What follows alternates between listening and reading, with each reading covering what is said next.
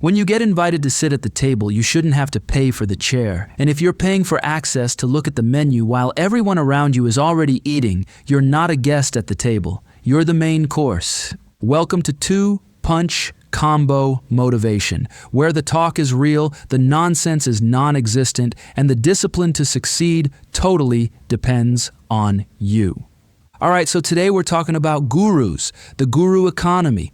Actually, not even just the gurus themselves, because honestly, they're just doing what grifters do. It's the whole system, the entire machine that's built to keep your self-esteem low enough that you keep buying and your credit card interest high enough that you stay in debt. Look, I know some of you are already getting defensive, but I actually learned something cool. We'll get to that, but first let's talk about what's actually happening here. You got business coaches out here. Their whole business model is taking your money. That's it. They're selling you information they copy-pasted from another guru who stole it from another guru, who probably just asked ChatGPT to write them a course outline. I'm not even joking. You got fitness influencers selling workout plans. Did they use those plans to build their body? Hell no. They're on steroids. They're riding the trend train while selling you progressive overload and meal prep guides. And then there's the finance bros. Oh man, the finance bros. Teaching you about dividend investing while the only dividends they're collecting are the fees from your course purchase.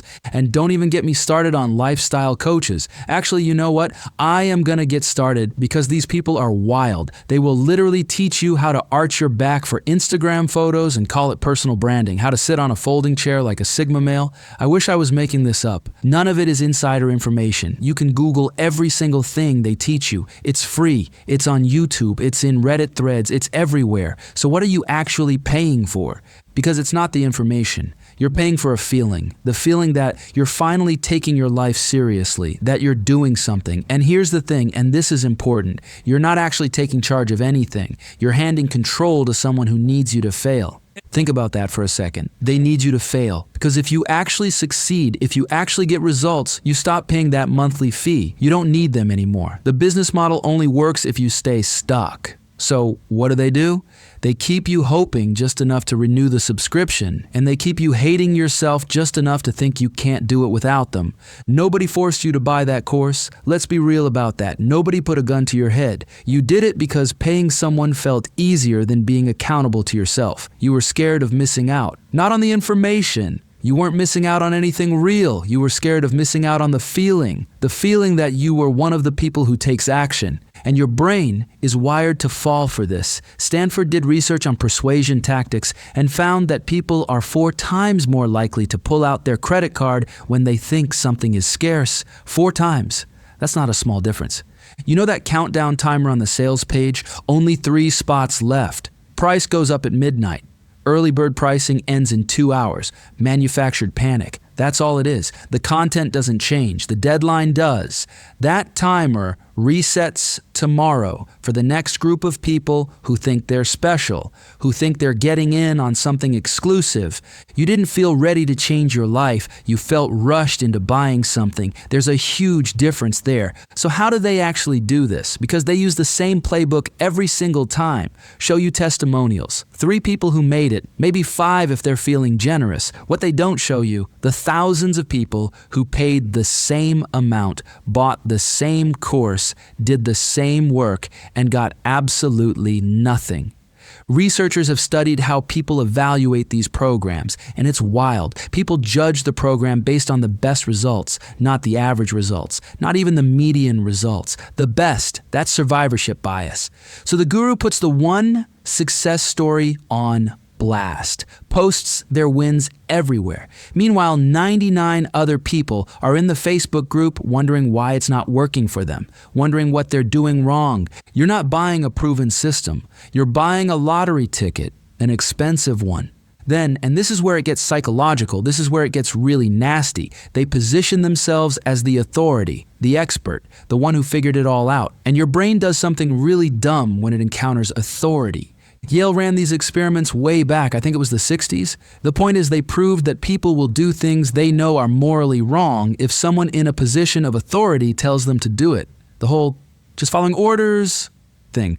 The guru isn't wearing a lab coat, but your brain doesn't care. They're acting like they have authority and you give it to them. You don't even check if they actually built what they're teaching. You just assume they did because they're confident about it. Actually, hold on. Let me back up because this next part is where it gets really nasty. They're not just selling you information. They're selling you an identity, a new version of yourself, the entrepreneur, the disciplined fitness person, the one who escapes the 9-to-5, the person who has their shit together.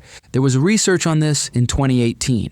Researchers tracked people buying self-improvement products and found that people will buy stuff that makes them feel like the person they want to become, even when that product does absolutely nothing to actually help them become that person. Even when it does nothing. You didn't buy the course because you thought it would work. Be honest. You bought it because hitting subscribe made you feel like you were already the kind of person who takes their life seriously. You got the emotional payoff immediately. Before you watched a single video, before you did any of the work, whether you actually finished the course, doesn't even matter. You already got what you paid for. The feeling. The guru knew exactly what they were selling you. Permission. Permission to avoid doing the actual hard work while feeling good about yourself anyway. You handed them your money. They handed you a fantasy. Fair trade in their eyes.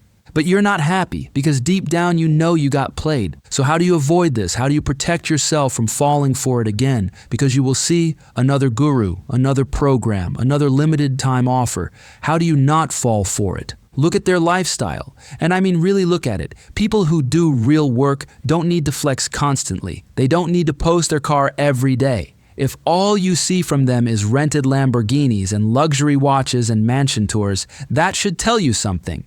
If their income comes from your course fees and your views and your super chats, they're not teaching you how to build a business. They're running a business on you. You're the product.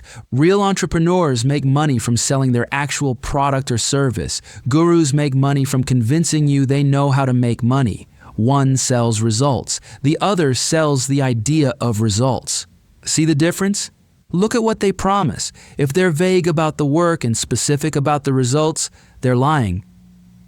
Period. Real teaching is the opposite.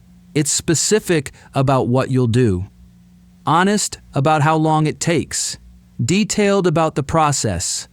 Gurus sell transformations. Teachers sell steps. You'll transform your life versus you'll spend 30 minutes a day for 6 months doing this specific thing. Which one sounds like actual teaching? Look at their proof, those testimonials. This changed my life. Okay, cool. How? This program is amazing. What did it do? See, anybody can say generic praise. I made 40% more revenue in 6 months using these 2 specific strategies from the course. That's proof. That's specific. That's verifiable. Make them show receipts. If they can't, or if they deflect, or if they get defensive, walk away. Because you're losing real shit to these people. Money. Obviously, the average guru course costs anywhere from $200 to $2,000. You know how many people actually finish those courses? 15%. So 85% of people paid hundreds of thousands of dollars for something they never even completed. Tax on hope, that's what that is. Time.